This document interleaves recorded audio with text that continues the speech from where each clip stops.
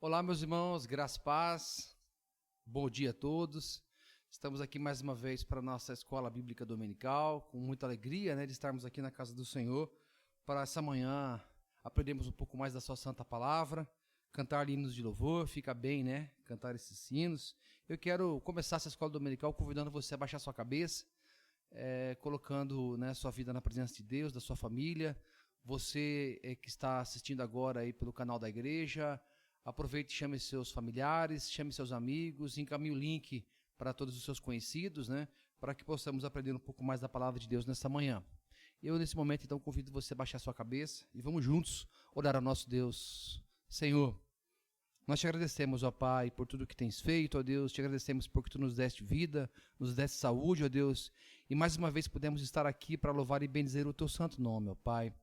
Nesse momento em que nos reunimos, ó Deus, que o Senhor abençoe a cada irmão meu, ó Deus, na sua casa, no seu lar, ó Deus, que a sua graça os alcance, ó Deus, que o teu poder seja derramado sobre a vida deles, ó Pai, dos seus familiares, que eles possam, ó Deus, no conforto do seu lar, continuar buscando a tua presença, buscando aprender de ti, ó Deus, e desenvolvendo, ó Deus, a sua vida de santificação, ó Deus, diante de ti, ó Pai.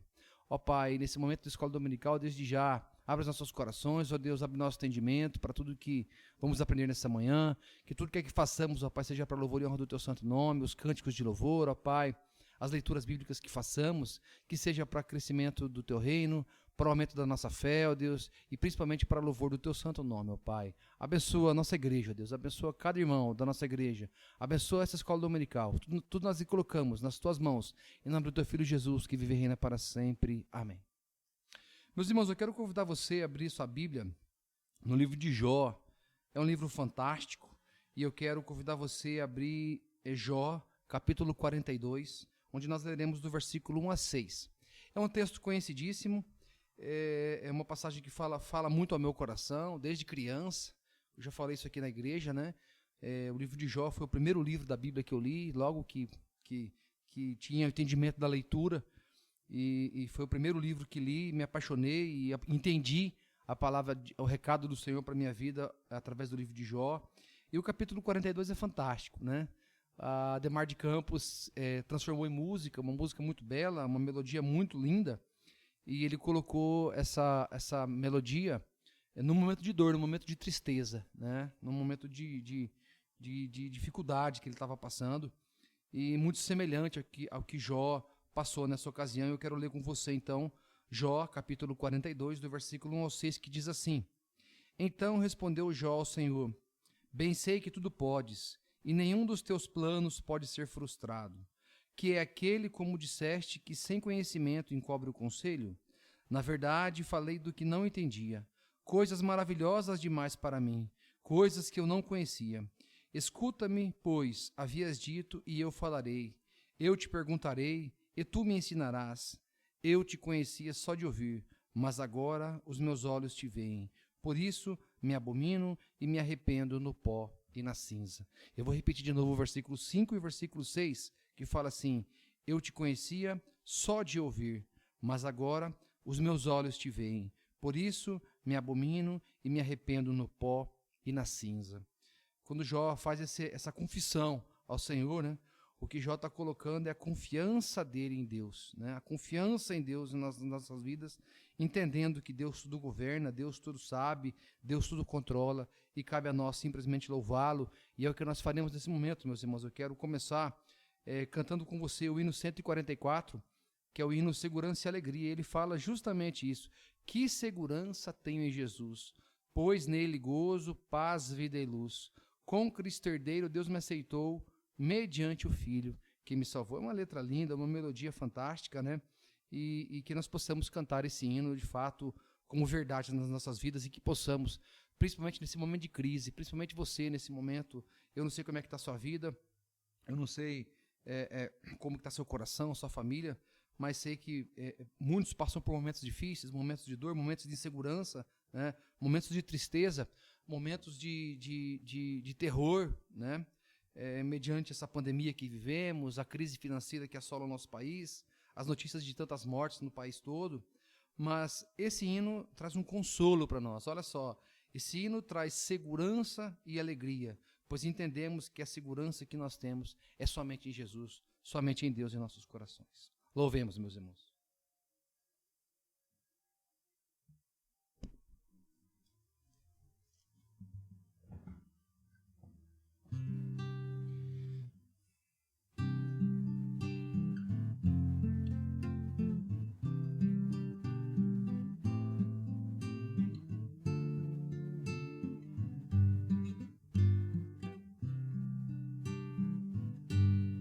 Que segurança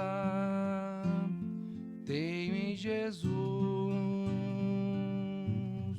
pois nele gozo, paz, vida e luz. Com Cristo herdeiro, Deus me aceitou, mediante o Filho que me salvou. Conto esta história cantando assim: Cristo na cruz foi morto por mim. Conto essa história cantando assim: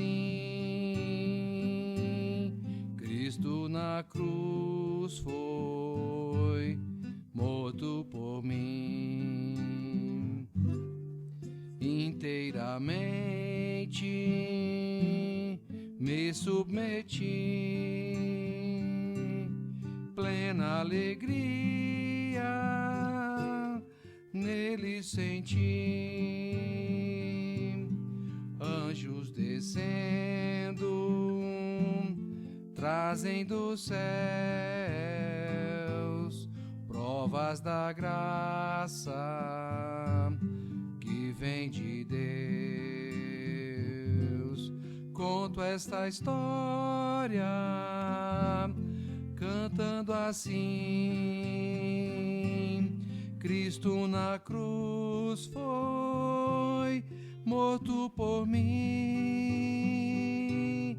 Conto esta história cantando assim: Cristo na cruz foi morto por mim. Firmado em Cristo, no seu amor, estou contente em meu Salvador, esperançoso hei de viver por Jesus Cristo, por seu poder. Conto esta história cantando assim: Cristo na cruz foi morto por mim. Conto esta história cantando assim: Cristo na cruz foi morto por mim. Senhor Deus eterno Pai, ao término desse hino, ó Deus, nós queremos declarar, ó Deus, o quanto somos pecadores, ó Pai, o quanto dependemos de Ti, ó Deus, e clamamos a Tua misericórdia sobre as nossas vidas, ó Pai. Nesse momento de crise, nesse momento de dor, nesse momento de dúvida, de incerteza, nós queremos declarar, ó Deus, que Tu és o nosso Deus, Tu és o nosso Pai, que nós reconhecemos a Sua grandeza, o Teu senhorio, o Teu poder sobre todas as coisas, ó Deus, e assim nós confiamos em Ti, ó Deus, nós descansamos em Ti, ó Pai. Proteja-nos, ó Deus, ensina-nos, ó Pai, ajuda-nos, ó Deus, a descansarmos nos Teus braços, ó Deus, e entregarmos a Ti, ó Deus, como crianças, ó Pai, e que possamos com muita alegria, com muito regozijo, com toda tranquilidade, louvar e bendizer o Teu santo nome, sabendo que Tu estás no controle de todas as coisas, ó Pai. Visita cada casa, visita cada lar, ó Deus, abençoa-os, ó Pai, tranquiliza-os, ó Deus, dá paz, segurança, e assim, ó Deus, nós possamos Te louvar e bendizer, fortalecer a nossa fé através da Tua santa palavra, ó Pai. Abençoa-nos, ó Deus, nós Te agradecemos por tudo que tens feito. Em nome do teu Filho Jesus, que nós oramos. Amém. Não há Deus maior, meus irmãos.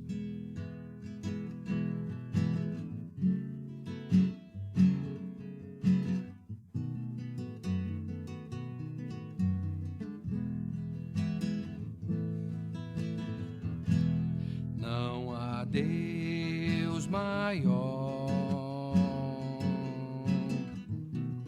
não há Deus melhor, não há Deus tão grande como nosso Deus. Não há Deus maior, não há Deus melhor, não há Deus tão grande como nosso Deus. Criou o céu, criou a terra, criou o sol e as estrelas, tudo Ele fez, tudo criou, tudo formou para o seu louvor, para o seu louvor, para o seu, para o seu, para o seu louvor. Não há Deus maior, não há Deus melhor, não há Deus tão grande como nosso Deus. Criou os céus, criou a terra, criou o sol e as estrelas, tudo Ele fez, tudo criou, tudo formou para o seu louvor, para o seu louvor, para o seu, para o seu, para o seu louvor.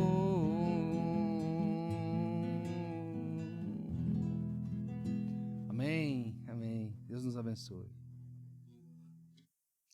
Bem, meus irmãos, hoje nós estudaremos um assunto importante, um assunto muito pertinente ao momento em que vivemos, como você pode ver aqui na tela, aqui no quadro, né? A gente vai falar hoje sobre desigrejismo. Os crentes caindo fora da igreja, até. Deixa eu escrever aqui que faltou o RA aqui. Os crentes caindo fora da igreja. Esse é o nosso tema de hoje. E talvez para você esse termo desigrejismo seja um termo um pouco estranho, né? Puxa, mas como assim? O que significa desigrejismo, né? Quando a gente olha para a teoria, muito tem se falado sobre os ismos que atrapalham a nossa igreja, né? O povo de Deus, na verdade. Ismos que atrapalham o povo de Deus. Então, vários ismos existem. Dualismo, panteísmo, universalismo, entre vários ismos que impactam o povo de Deus como um todo. E o que eu quero falar com você hoje é sobre o desigrejismo, que é os crentes, caindo fora da igreja, e eu quero conversar com vocês um pouco sobre isso. Mas antes eu quero convidar você a abrir a sua Bíblia em Hebreus, capítulo 10, do versículo 19 até o versículo 25. Hebreus, capítulo 10, do versículo 19 ao versículo 25. E aí, meus irmãos, esse trecho da palavra de Deus, ele já começa dando uma pancada. Já começa pegando a gente de jeito. O título dele já fala assim: o privilégio de acesso dos crentes à presença de Deus. Eu vou repetir. O privilégio do acesso dos crentes à presença de Deus. A palavra de Deus aqui, meus irmãos, já está deixando claro que estar na presença de Deus é um privilégio. Já começa, o autor de Hebreus já começa falando isso, já começa essa divisão, né? É uma divisão criada, lógico, dentro do cânon bíblico já, mas já é um pé no peito para a gente aqui, falando que isso é um privilégio. Acompanhe comigo a leitura do versículo 19 até o 25, que fala assim: tendo, pois, irmãos, intrepidez para entrar no Santo dos Santos, pelo sangue de Jesus, pelo novo e vivo caminho, que ele nos consagrou pelo véu, isto é, pela sua carne, e tendo grande sacerdote sobre a casa de Deus, aproximemo-nos com sincero coração, em plena certeza de fé, tendo o coração purificado de má consciência e lavado o corpo com água pura. Guardemos firme a confissão da esperança, sem vacilar, pois quem fez a promessa é fiel. Consideremo-nos também uns aos outros, para nos estimularmos ao amor e às boas obras. Não deixemos de congregar-nos, como é costume de alguns, antes façamos admoestações, e tanto mais quando vedes que o dia se aproxima. Oremos mais uma vez. Senhor Deus, nesse momento que lemos a Tua Santa Palavra, ó Pai, que ela seja viva, que ela seja eficaz de fato em nossos corações, mas principalmente, ó Deus, que ela nos leve a entender, ó Deus, com profundidade e assim, ó Deus, trazer impactos, mudanças práticas na nossa vida, ó Deus. Que possamos entendê-la, ó Deus, praticá-la, lembrar dela dia a dia, para que lembremos, ó Deus, do quão privilégio, quão bom, quão maravilhoso é estarmos aqui na Tua casa para louvar o Teu santo nome. Nos abençoa. É o que nós te pedimos, em nome do Teu Filho Jesus. Amém. Meus irmãos, eu vou ler de novo o versículo 25. Não deixemos de congregar-nos, como é costume de alguns. Antes, façamos admoestações, e tanto mais quando vedes que o dia se aproxima. Meus irmãos, quando a gente fala sobre desigregismo, quando a gente fala desse fenômeno, né, dos crentes saindo da igreja, dos crentes pulando fora da igreja, me ocorre as questões tecnológicas dos dias de hoje, né? Hoje está muito fácil, hoje está muito... o acesso à informação está muito fácil, né? O acesso à tecnologia está muito fácil. Hoje qualquer pessoa tem um celular, um smartphone. Os acessos aos provedores de internet, né, são muito mais baratos, muito mais fáceis, muito mais acessíveis. Para quem é da meia idade, lembra, né, que final da década de 90 nós não tínhamos, aliás, na década de 90 nós não tínhamos internet ainda, né? Final da década de 90 a internet ainda era discada. Era demorado, era lento, e era um privilégio para poucos naquela ocasião. Hoje não. Hoje as coisas estão mais fáceis nesse aspecto, né? E quando a gente pega o aspecto da tecnologia, né, eu vou até colocar aqui, escrever essa questão, porque é uma questão importante. Quando a gente vê os aspectos da tecnologia, a internet, né, como uma ferramenta, isso acaba também trazendo uma facilidade para que os irmãos, para que os crentes tenham acesso ao conteúdo. Você mesmo está vendo agora esse vídeo, essa aula, através da tecnologia, através da internet. Está cheio de tecnologia aqui agora, meus irmãos, né? Além do nosso equipamento, a nossa montagem toda, mas tem todo um processo tecnológico, de câmeras, de microfones, de renderização, palavras complexas aí que eu nem sei dizer exatamente como é que funciona, programas de computador e tudo mais, para que essa aula chegasse até você, né? E hoje, quando a gente olha para a internet, principalmente nesse momento de pandemia, a gente vê muita coisa na internet. Muita coisa, né? Sexta-feira mesmo é o dia das lives. Tem live para você escolher na internet na sexta-feira, principalmente, né? E aí, meus irmãos, nesse cenário, né, nesse campo de tecnologia e internet, tem muita coisa boa, mas tem muita coisa ruim. E aí, meus irmãos, nesse momento eu não quero falar das coisas ruins, eu quero falar das coisas boas. Eu vou me ater aqui aos produtos bons, às questões que alimentam a nossa alma também, né? Há aulas como essa, há pregações, há ministrações. E aí, meus irmãos, quando eu quero trazer esse aspecto, e eu quero perguntar para você, o quanto dessas coisas aqui, ó, tem impactado no desigrejismo? Pessoas que talvez tomem a seguinte decisão: mas por que eu vou lá na igreja se eu posso ser alimentado com a palavra de Deus no conforto da minha casa? Para que eu vou sair da minha casa e eu vou até o templo, sendo que eu posso ser alimentado, eu posso ouvir da palavra de Deus, eu posso escolher o pastor que eu quero, eu posso escolher a equipe de louvor que eu quero, eu posso escolher a música que eu quero, afinal de contas é só eu trocar o canal, né, que eu quero assistir, e eu vou ter aquilo que eu quiser assistir, aquilo que mais me agradar, ou aquela palavra que eu acredito que fará melhor ao meu coração, né? Até que ponto isso impacta na vida do cristão? Até que ponto isso impacta no nosso compromisso com a adoração? E principalmente até que ponto isso impacta no crescimento da nossa fé, da nossa vida cristã, né? Aí eu fico pensando, né?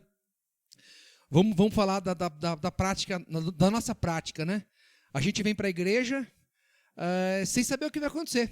A gente sabe, de fato, que vai ter uma liturgia, que vai começar com um presbítero, que vai ler a palavra de Deus, que vai seguir um momento de liturgia, depois nós vamos de contrição, depois nós vamos passar para um momento de louvor, a gente vai cantar 2 hinos, a gente vai cantar 3, 4 cânticos, e o pastor vai pregar.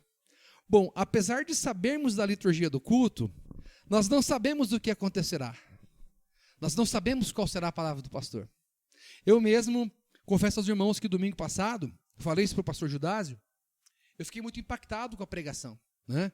O pastor Judásio está fazendo a sequência de pregações em 2 Coríntios, e o texto que ele leu na semana passada, no domingo passado, que foi o contexto do capítulo 5 ao 11, né? 2 Coríntios 2, do 5 ao 11, e para mim, e assim, eu sabendo que ele pregaria, eu vim para a igreja pensando assim: qual será os versículos, qual será o campo que o pastor vai pregar, né? Ele vai pregar do versículo 5 a 11 ou ele vai pegar todo um contexto um pouco maior? Porque eu, na minha vã ignorância, né, na minha falta de conhecimento, o que eu pensei quando eu vim para a igreja, né? Nossa, mas o pastor ele vai pregar 2 Coríntios 2, do 5 ao 11, ou ele vai até o versículo 13, ou ele vai pegar até o versículo 17. Eu vim, mesmo sabendo que o pastor ia pregar, eu vim com essa expectativa. Qual será o trecho da palavra de Deus que o pastor vai pregar? E isso, meus irmãos, é a primeira grande e gostosa dúvida que eu vim para a igreja. A segunda grande e gostosa surpresa é Deus falando conosco. Porque aí quando o pastor Judásio leu e pregou em cima do versículo 5 a 11, e eu já tinha lido essa passagem muitas vezes e já tinha até falado sobre ela em algum momento, em algum campamento, ou uma escola dominical, alguma coisa assim. Eu até já tinha falado sobre esse assunto, mas eu nunca tinha percebido tanto detalhe, tanta riqueza, e eu fui extremamente abençoado pela palavra que me foi dada, né?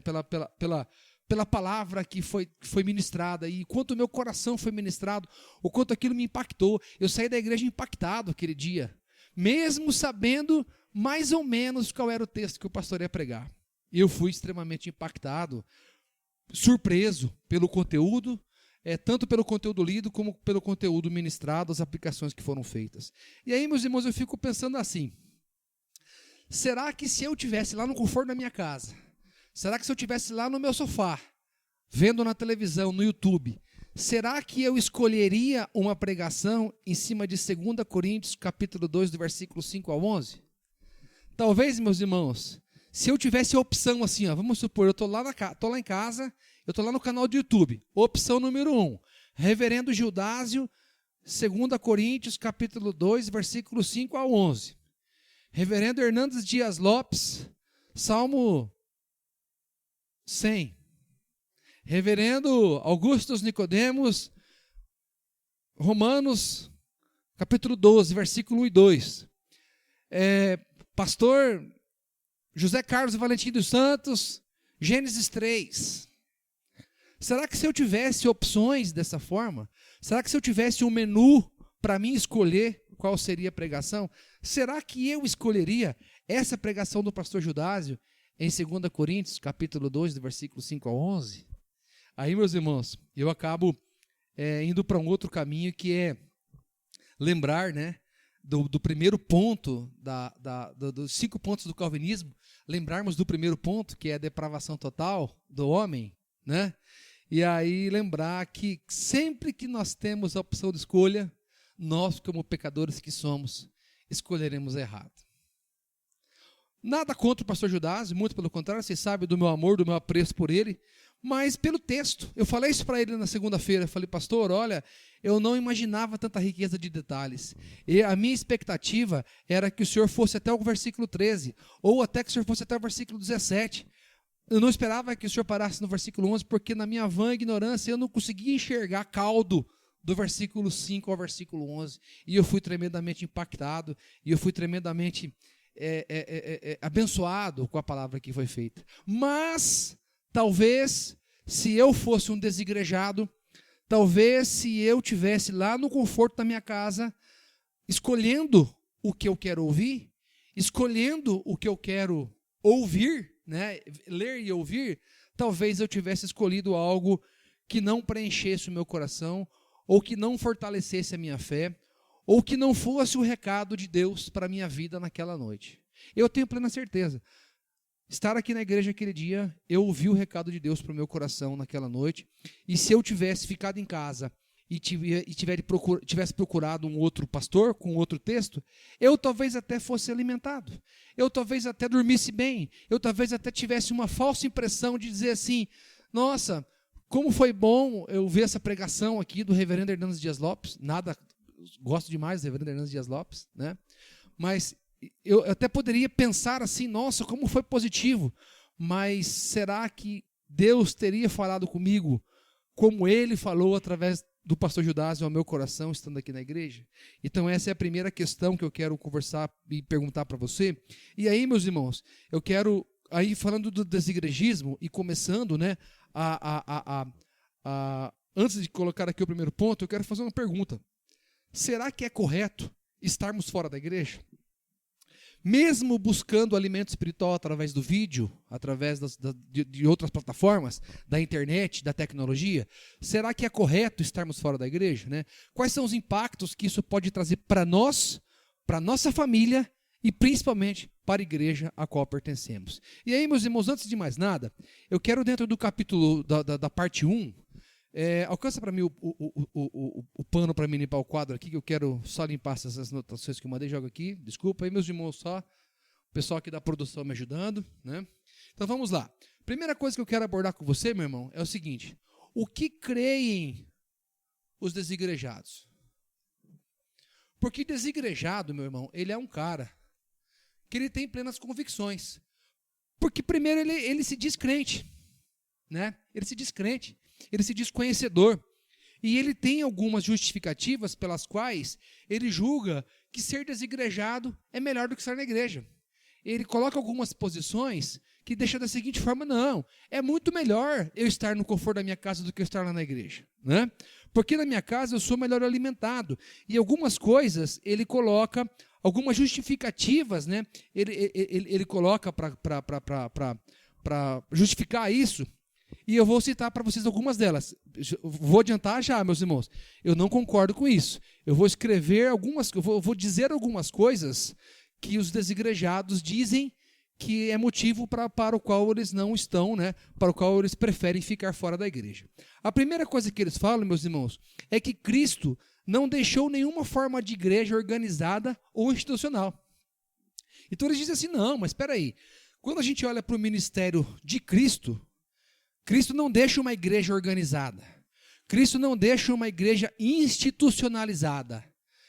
Cristo deixa muito claro que igreja é coração, que o templo do Espírito Santo é o meu corpo, né? Então, isso é uma das justificativas que os desigrejados usam, né? A outra justificativa que eles colocam, né, são os problemas que acontecem dentro da igreja, né? Desde o século, desde sempre. Desde a igreja primitiva, passando lá para a igreja católica romana, até a reforma protestante, problemas com disciplina, problemas com gente, um passando por cima do outro, questões éticas, questões morais, que impactaram ao longo do tempo e que isso, de alguma forma, atrapalha a vida cristã e o desenvolvimento da vida cristã. Afinal de contas, a igreja organizada, ela é gerida por homens, homens são pecadores, homens erram, e isso faz mal para a sociedade como um todo, e é uma das coisas que eles acabam comentando. Uma outra coisa que eu tenho anotado aqui, ó, que é uma justificativa para o desigregismo, seria o seguinte, olha só o que está escrito aqui. Ó. Já nos primeiros séculos, os cristãos se afastaram dos ensinos de Jesus, organizando-os como uma instituição, a igreja, criando estruturas, inventando ofícios, elaborando hierarquias para proteger e defender a própria instituição, tornando a instituição maior do que Deus.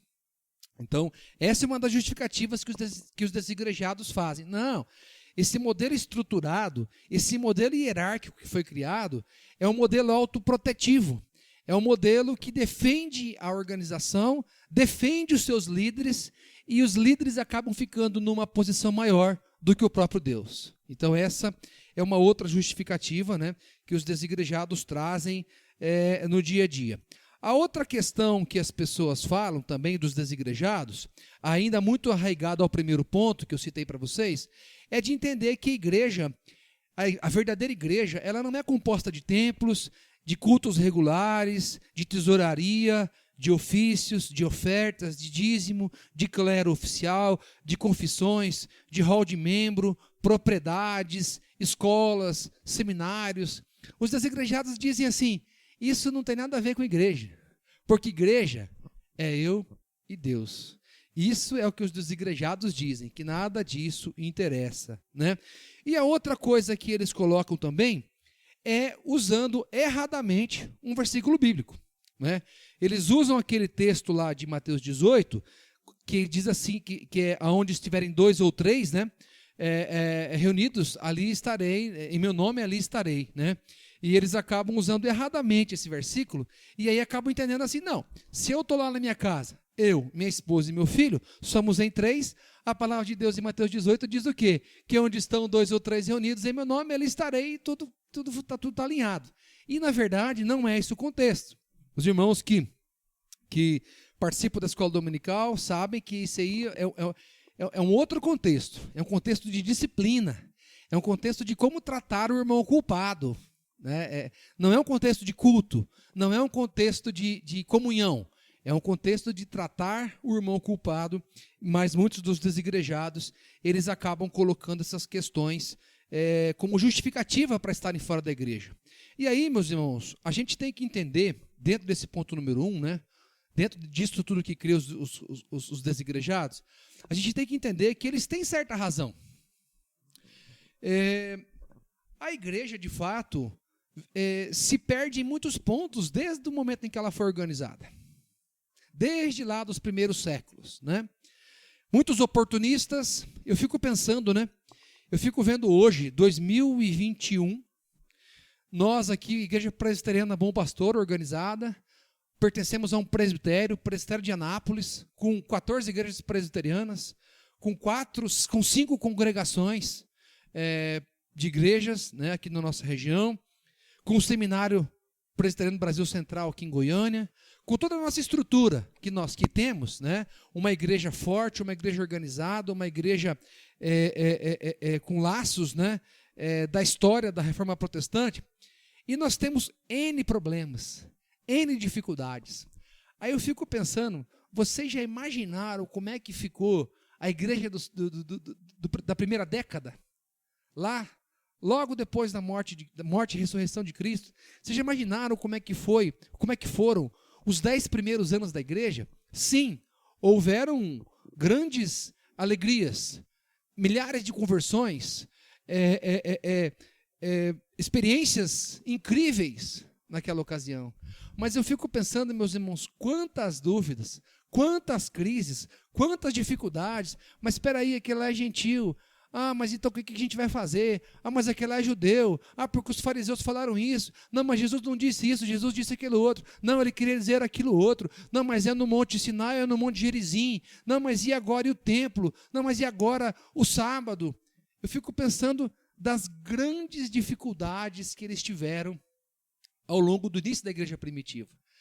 E quantos oportunistas, se hoje em dia, meus irmãos, 2021, nós temos N oportunistas dentro da igreja como um todo, imagina naquela época como é que não era então.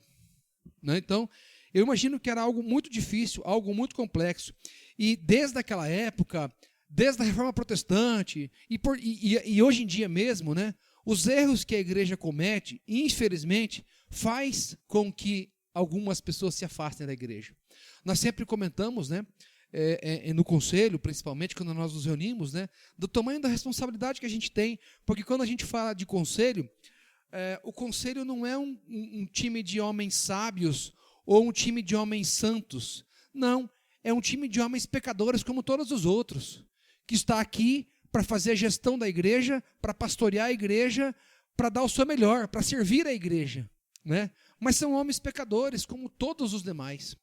E o quanto é um desafio para nós tratarmos alguns assuntos, alguns temas, ter que garantir a pleno atendimento da Constituição, do Manual do Culto, do Código de Disciplina. São coisas difíceis para nós no dia a dia, como presbíteros ordenados que somos.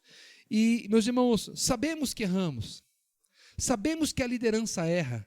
Sabemos que às vezes um irmão fala o que não deveria, machuca, magoa. E às vezes, meus irmãos, essas falhas fazem com que outras pessoas se afastem da igreja.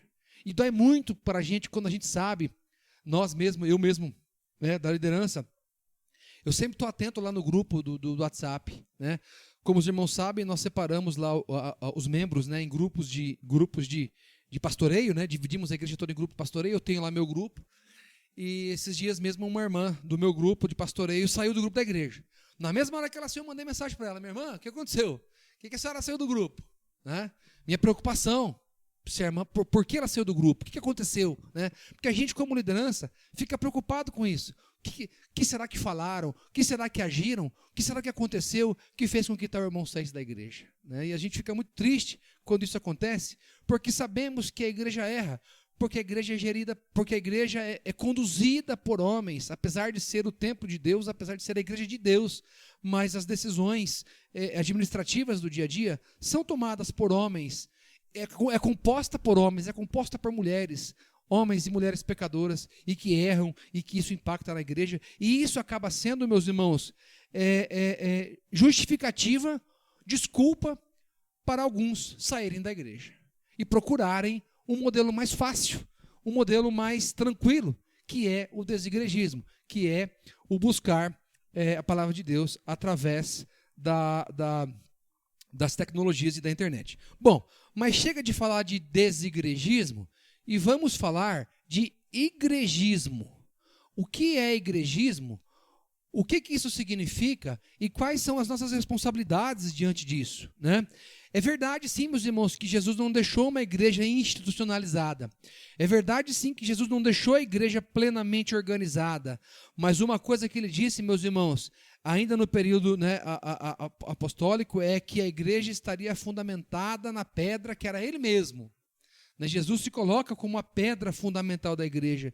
E o primeiro ponto, meus irmãos, que a gente coloca isso, o primeiro ponto que eu quero trazer para vocês é isso, que a pedra fundamental da igreja é Cristo. A pedra é Cristo. Vou até colocar como uma exclamação. A pedra é Cristo. Eu costumo dizer, né, quando a gente tem algumas crises nas igrejas, e aí dentro de presbitério a gente sempre tem muito um probleminha ou outro, e sempre que a gente fala, fulano saiu da igreja, fulano apostatou da fé. Eu conheço pastores que saíram da igreja. Pastor. O cara estudou 4 anos de seminário, mais 1 ano de licenciatura, no mínimo, foi ordenado, teve uma vida ministerial, e de repente a gente sabe a notícia que o cara apostatou da fé. O cara abandonou o barco, né? E aí, quando acontece isso, não me vem outra coisa, meus irmãos.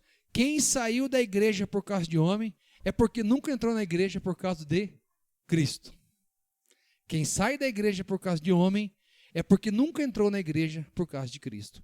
E sempre que nós colocamos as nossas forças, sempre que nós colocamos a nossa esperança, sempre que nós colocamos o nosso alvo nas pessoas, nos nossos líderes, na hora que esse líder cai, porque ele pode cair, porque ele é homem, pecador como você cai junto.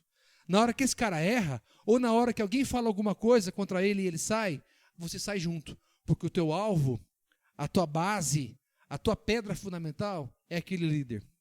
E o primeiro ponto que nós temos que entender como igrejismo é que a pedra fundamental da igreja é Cristo. Ele é o nosso alvo. A nossa igreja deve ser cristocêntrica. Nós devemos estar sempre olhando para o modelo que Cristo traz para nós. Nós estivemos agora discutindo sobre a Escola Dominical 2020 e combinamos, dentro do conselho, dentro da liderança, que esse ano ainda falaremos mais, teremos um módulo específico para aprendermos mais do modelo cristão, aprendermos mais de Cristo para conduzir as nossas atividades no dia a dia. Cristo é o nosso alvo, Cristo é a pedra fundamental da nossa igreja. Olha só aqui que eu tenho na minha anotação, meus irmãos. A igreja foi fundada sobre essa pedra, que é a verdade sobre a pessoa de Cristo Jesus. O que se desviar desta não é igreja cristã. As igrejas foram instruídas pelos apóstolos a rejeitar os livres pensadores, como os gnósticos, os judaizantes e libertinos, desobedientes, como os seguidores de Balaão e os nicolaítas. Então, a base fundamental, a pedra fundamental da igreja é Cristo, meus irmãos. E isso é fundamental nós estabelecermos essa questão aqui. A segunda questão que eu quero tratar com você, meus irmãos, é que Jesus determinou que fizéssemos discípulos. Vou colocar aqui a grande comissão. A grande comissão que está lá em Marcos 16:15, Mateus 28. A grande comissão, que é para mim, é para você, não é só para o pastor, não é só para os missionários, é para mim e para você. Jesus determinou que seus seguidores fossem discípulos em todo o mundo e que os batizassem e ensinassem a eles e tudo o que Cristo havia mandado. Cristo, que é a pedra fundamental da igreja, estabelece a grande comissão para que nós sejamos obedientes e façamos, esse processo. E aí eu gosto demais do texto de Marcos 16:15, porque lá em Marcos deixa claro a nossa responsabilidade, meus irmãos, para com o ensino. O ensino, e nesse ponto, meus irmãos, quando a gente fala de ensino, eu sei que hoje em dia fala muito sobre EAD, estamos fazendo EAD agora, é um EAD, mas, meus irmãos, não é a mesma coisa que o presencial. Nada substitui o contato humano, nada substitui a proximidade com os irmãos, a comunhão com os irmãos, a troca de experiência. Aqui vocês não têm ideia, meus irmãos, o quanto é frio para mim estar falando aqui com você. Olha só para você saber, meus irmãos, nós estamos aqui agora na sala dos jovens, essa aqui é a sala dos jovens, nós entramos aqui, a sala estava fechada, aí a gente tem que abrir a janela, a gente coloca o ventilador, está um calor danado aqui dentro. Nós estamos só 3 pessoas aqui, está eu, Pedro Henrique e o Pedro Afonso aqui do lado, Um calor danado que estamos aqui, de noite, só para vocês saberem, meus irmãos, agora é sexta-feira, que horas são, Pedro Henrique? 9h15 da noite, 21h15 nós estamos aqui agora na igreja. E eu estou falando para a câmera. Isso é chato demais. É ruim a gente não ter esse contato pessoal, o olho no olho, a troca de experiências. É tão gostoso quando a gente está na escola dominical, onde a gente comenta aqui na frente, e o irmão fala da sua experiência, outro irmão faz uma pergunta, aí aquele irmão faz uma pergunta, o outro responde, a gente complementa, e a troca de experiência. Isso leva ao crescimento, e isso leva a gente crescer como cristão. Isso é importantíssimo demais, meus irmãos. E isso a gente perde quando nós não estamos na igreja. Quando nós buscamos palestras na internet, e eu assisto muita palestra, muita pregação, muitas aulas, mas é frio, não tenho como tirar uma dúvida, eu não tenho como colocar minha experiência, eu não tenho como agregar alguém. É aquela pessoa falando para uma câmera como eu estou falando com você agora. É frio. Por isso é importantíssimo que nós estejamos juntos e respeitando a ordenança da grande comissão, que possamos projetar novos discípulos, que nós possamos evangelizar a toda criatura e que nós os batizemos e que nós os ensinemos.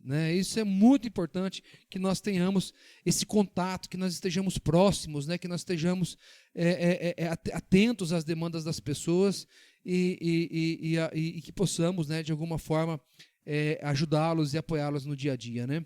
E aí, meus irmãos, o terceiro e último ponto que eu quero trazer para você é que Jesus, ele manda regularmente que houvesse reuniões. Tá? Eu vou até colocar aqui, ó, a ordenança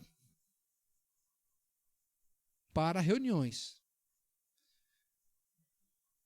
Para reuniões. Olha só, meus irmãos, o autor de Hebreus, ele é muito claro no versículo 25, que ele fala a seguinte questão: não deixemos de congregar-nos. Não deixemos de congregarmos. Olha só, a minha anotação aqui diz o seguinte: Jesus também mandou que seus discípulos se reunissem regularmente para comer do pão e beber o vinho em memória de mim. Esse está lá em Lucas 22 e também está lá em Coríntios, né, o texto que a gente sempre lê durante a Santa Ceia. E ele coloca aqui, ó, e os apóstolos seguiram a ordem e reuniram-se regularmente para celebrar a ceia. Todavia, dada a natureza da ceia, cedo introduziram normas para a participação nela, como fica evidente no caso da igreja de Corinto, que é o texto de 1 Coríntios, capítulo 11, que nós lemos em todo momento de Santa Ceia em que nós estamos aqui. Então, meus irmãos, olha só, é interessante a gente falar, né? É interessante que os desigrejados, eles acabam usando o texto errado de Mateus 18, ali onde estiver 2 ou 3 reunidos, né? Como sendo uma justificativa para o desigregismo, né? Quando, na verdade, se a gente for olhar esse contexto, é um contexto de tratamento ao irmão perdido para que ele volte à comunhão da igreja. Não é interessante quando a gente olha para isso, né? Se você olhar lá o versículo 18 a 20, melhor, Mateus 18, versículo 20, acho que a partir do versículo 16, se eu não me engano, aquela passagem, esse texto preferido dos desigrejados em dizer que estando 2 ou 3 reunidos, Deus também está ali, na verdade é um erro teológico enorme, porque na verdade aquele texto está falando sobre isso, como tratar um irmão culpado, visando garantia que ele volte para onde? Para a comunhão da igreja, para que ele volte a congregar com os irmãos da igreja, né? Então, isso acaba sendo muito notado, né, na palavra de Deus, essas determinações para nós. Eu vou repetir o versículo 25. Não deixemos de congregar-nos, como é costume de alguns. Olha só, a igreja aqui o autor de Hebreus está deixando claro, como é costume de alguns. Ou seja, já naquela ocasião, tinha alguns que de repente faltavam os cultos, faltavam os trabalhos da igreja. Antes, façamos admoestações, e tanto mais quanto vedes que o dia se aproxima. Então, meus irmãos, quando a gente olha para essa questão, muito me preocupa, porque nós, membros de uma igreja séria como a nossa, com uma teologia profunda, né, focada na palavra de Deus, alicerçada pelas confissões de fé, as quais nós atestamos e assinamos embaixo, né, muito me espanta nós termos ainda irmãos desigrejados, que não estão aqui na igreja, que preferem ficar nas suas casas vendo o vídeo. E aí, meu irmão, eu quero confrontar você que está me assistindo agora, né? Eu sei que vivemos num momento de pandemia, lógico, a gente está fazendo agora todas as transmissões para que facilite para o povo da igreja, para atender os decretos do governador e do prefeito. Mas, meus irmãos, me preocupa muito que nesse momento o nosso número de desigrejados aumentem. Me preocupa muito que nesse momento muitas pessoas tendo esse gostinho das redes sociais, tendo esse gostinho de assistir aos cultos, acabem gostando demais e não querem voltar para a igreja. Nós estávamos discutindo no conselho algum tempo atrás e falando o seguinte: não tem mais como não gravar o culto. Não tem mais como não fazer. Porque é bom fazer isso. É bom fazer isso. É bom que a gente tenha o culto gravado para que todo mundo veja, para que pessoas de outras regiões do país possam assistir, para que os irmãos que não podem, porque às vezes não pode mesmo. Às vezes nós temos irmãos que estão lá no hospital, às vezes nós temos um irmão que está viajando, às vezes a gente tem um irmão que está passando por um momento de dificuldade, ou que está tendo trabalho no momento do culto, o irmão é profissional e precisa trabalhar naquele dia, e ele pode assistir o culto ou ao vivo onde ele está, ou então, posteriormente, na gravação pelo canal da igreja. Então nós, como conselho, entendemos que isso é uma ferramenta importante e que isso vai ajudar a igreja, e que isso vai ser mais uma ferramenta de evangelização, e que isso vai ser mais uma ferramenta de garantirmos a grande comissão. Isso vai ser mais uma ferramenta de dizermos aos quatro ventos, a todo mundo, que a pedra fundamental da igreja é Cristo. Mas nós temos muito medo, meus irmãos, que isso se transforme num comodismo, que isso se transforme em prática, que os irmãos prefiram, ao invés de estar aqui na igreja, estarem no conforto da sua casa, buscando os vídeos, buscando escolher o que eu quero assistir. Acho que hoje eu não vou assistir o pastor Judas, porque o pastor Judas está pegando muito no meu pé. Hoje eu não quero assistir o culto da Bom Pastor, porque o pastor Judas está falando uma coisa que confronta as minhas atitudes, e eu prefiro escutar o pastor fulano de tal, que ele fala só do amor de Deus. Ele é mais light um pouco, ele não vai ficar pegando no meu pé, então eu vou assistir outro pastor. Aí quando aquele pastor começa a pegar no pé, não vou mais assistir esse pastor, porque ele está falando muita besteira, ele está pegando demais no meu pé, ele mudou um pouco o estilo, agora eu vou no pastor ABC. E assim, meus irmãos, fica procurando aquilo que você quer, como se você fosse um consumidor. Esse é um outro ismo que atrapalha a igreja, que é o consumismo. Aliás, isso é um assunto para uma outra hora, mas talvez o grande esfriamento espiritual das pessoas, a grande dificuldade que as pessoas têm de estar na igreja, é pelo comportamento consumista. Mas a igreja não é do jeito que eu gosto. O louvor não é bom, como é o louvor lá da igreja, lá não sei de onde, de Belo Horizonte ou de Porto Alegre. O pastor não prega tão bem quanto o pastor tal, lá da tal igreja. O baterista da nossa igreja toca muito alto, me incomoda o ouvido, eu não gosto de ir lá. Eu não gosto de ir na igreja porque a nossa igreja não bate palma.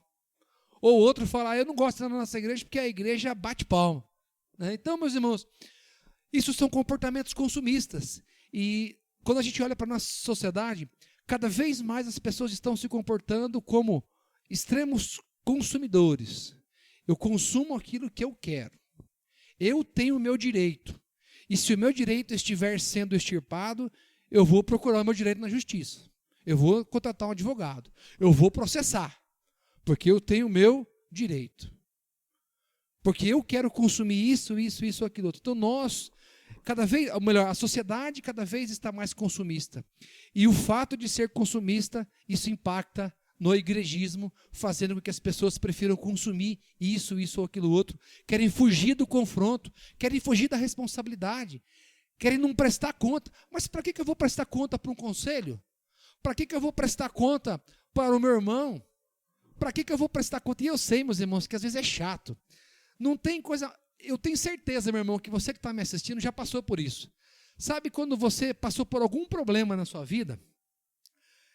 Eu já vi acontecer isso com irmãos. O irmão teve um problema familiar grave, e aí ele faltou um domingo, porque ele estava lá na família dele resolvendo um problema.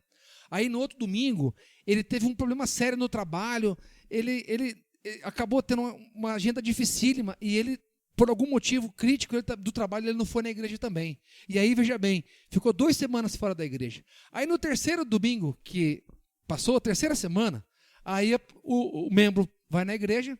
Na hora que ele bota o pé na igreja, vem aquele irmão e fala para ele assim, nossa, hein? Tava até com saudade de você, hein? Faz tempo que você não aparece aqui, hein? Puxa vida, hein? Você estava sumido, hein? Gente, não tem coisa pior do que esse comentário.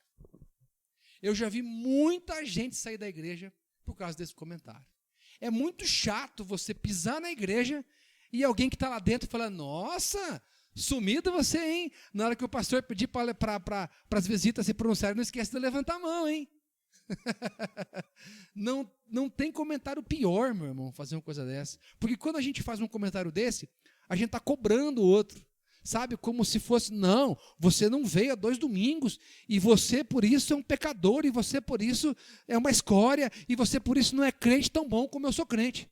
Você não é um crente tão bom como eu, que estou todo domingo aqui na igreja.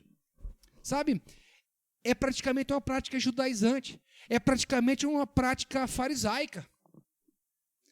E aí, meus irmãos, é esse o cuidado que nós temos que ter, porque nós não sabemos da vida do outro. A gente não sabe o que aconteceu com o irmão, o que aconteceu com o outro. Então, são os dois extremos que são perigosos. Então, nós temos que tratar com amor sempre. Nós temos que ter empatia, nos colocarmos no lugar do outro. E na hora que aquele irmão que faltou 1 semana, 2 semanas, chegar na igreja e falar assim: nossa, meu irmão, que saudade de você. Puxa, estou tão feliz de te ver. Para mim foi muito bom ter vindo na igreja domingo à noite, no último domingo, porque eu estava com uma saudade tão grande da Bia. Fazia muito tempo que eu não via a Bia. E aí eu pude ver ela, e aí mesmo que de longe ela me deu um tchau, assim, com aquela alegria, sabe? Com aquele sorriso no rosto, assim. Foi tão gostoso, assim. Eu e Elisângela olhamos assim: nossa, que bênção, que gostoso. Sabe? A vontade era pegar a Bia, assim, dar um abraço nela, sabe? Dar um aperto nela, assim, sentir o cheiro dela, sabe? Porque há muito tempo eu não a via. E é tão gostoso quando a gente tem esse contato, quando a gente consegue se relacionar com os irmãos, quando a gente consegue ter essa bênção de estarmos juntos. E aí, meu irmão, quero dizer para você que está ficando um desigrejado, não estou falando da pandemia. Os irmãos do grupo de risco, por favor, fiquem em casa, se cuidem. Nos cultos de Santa Ceia ou até no próprio culto, venham no seu carro. Está tendo espaço aqui na garagem, aqui embaixo do templo. Mas você que não está vindo, meu irmão, você está perdendo. Eu fico pensando, e hoje eu estava orando, hoje eu estava lá no meu trabalho, e orando pelos jovens da nossa igreja. Se os jovens não são grupo de risco, por que eles não estão vindo no culto? O que está impedindo o jovem de vir no culto? O que está impedindo o jovem de estar na escola dominical? A nossa escola dominical de domingo passado o nosso culto da manhã do domingo passado devia ter em torno de 12, 15 pessoas dentro da igreja. E tinha acho que 2 jovens só na igreja. Aí, no culto da noite, tinha um pouquinho mais de gente, mas pouquíssimos jovens. Eu não estou vendo jovens na nossa igreja. Se jovem não é grupo de risco, por que eles não estão vindo na igreja? Será que estão virando desigrejado? Ou é medo? Ou é falta de fé? Ou seria falta de compromisso, falta de responsabilidade para com a pedra da igreja que é Cristo, para com a grande comissão a qual eu e você e todos nós fomos confrontados e fomos ordenados pelo próprio Cristo. Então, meu irmão, não perca essa oportunidade. Nada substitui o poder da comunhão. O poder da comunhão, a comunhão é o vento que sopra a brasa e faz com que essa brasa fique acesa, e faz com que a nossa fé seja aumentada, e faz com que o nosso caráter seja moldado, e faz com que nós estejamos juntos falando as coisas de Deus. Isso é fundamental, isso é importante demais para ser negligenciado, porque aqui na liturgia da igreja é que nós processamos o nosso caráter, é que nós moldamos o nosso pensamento, é que nós nos alimentemos para que nós possamos enfrentar a liturgia da vida. Porque a liturgia da vida não é fácil, meus irmãos. A vida de trabalho, a vida... Às vezes na nossa vida a gente pode ter dificuldades no trabalho, dificuldade na escola, dificuldades com os amigos, até dificuldade às vezes dentro do próprio seio familiar. E é dentro da igreja, é na comunhão da igreja, é que nós temos o nosso caráter moldado, a nossa fé fortalecida, para que possamos enfrentar a liturgia da vida, meus irmãos. Eu não tenho, meus irmãos, ilusão que as coisas vão melhorar. Eu não tenho ilusão que as coisas vão mudar, porque a palavra de Deus é clara, que nos últimos dias os homens seriam avarentos. A palavra de Deus é clara em dizer que nos últimos dias os homens serão jactanciosos. A palavra de Deus é clara em dizer que os homens nos últimos dias serão seguros de si e acharão que a si mesmos se bastam. Então, eu não tenho ilusão que as coisas vão melhorar, mas o que eu tenho certeza é que a graça de Deus é irresistível. A certeza que eu tenho é que a eleição é incondicional. E a certeza que eu tenho, meus irmãos, é que essa palavra pode aquecer o seu coração. Essa palavra pode trazer um alerta e um alento à sua vida. A minha anotação aqui, meus irmãos, fala o seguinte: ao mesmo tempo que a igreja nos ensina, nós não podemos ser cristãos sem ela. Nós precisamos uns dos outros, precisamos da pregação da palavra, precisamos da disciplina, precisamos dos sacramentos, precisamos da comunhão dos irmãos e precisamos dos cultos regulares. Então, meus irmãos, culto doméstico, grupo pequeno, escola dominical, reunião de oração e cultos dominicais são necessários para a nossa vida. E mesmo nesse momento agora de crise, mesmo nesse momento de pandemia, é importantíssimo que você que não é grupo de risco esteja presente, porque há disponibilidade. A nossa igreja cabe várias pessoas no culto, tem espaço aqui na tenda, no salão da igreja, né? Os irmãos do grupo de risco continuem assistindo, né, as pregações, as mensagens, os estudos aí nos nossos recursos de mídia, mas importantíssimo que isso não seja uma prática corrente do dia a dia, que seja especificamente só nesse momento de pandemia e que tão logo a gente possa voltar a estarmos na igreja, nós possamos louvar esse Deus maravilhoso, possamos congregar juntos, possamos nos alegrar diante do Senhor e assim fortalecer a nossa fé, assim sermos abençoados, ter aquele carinho, aquele abraço gostoso, aquela conversa produtiva, o entendimento da palavra de Deus, sermos exortados pela palavra dos nossos pastores, né?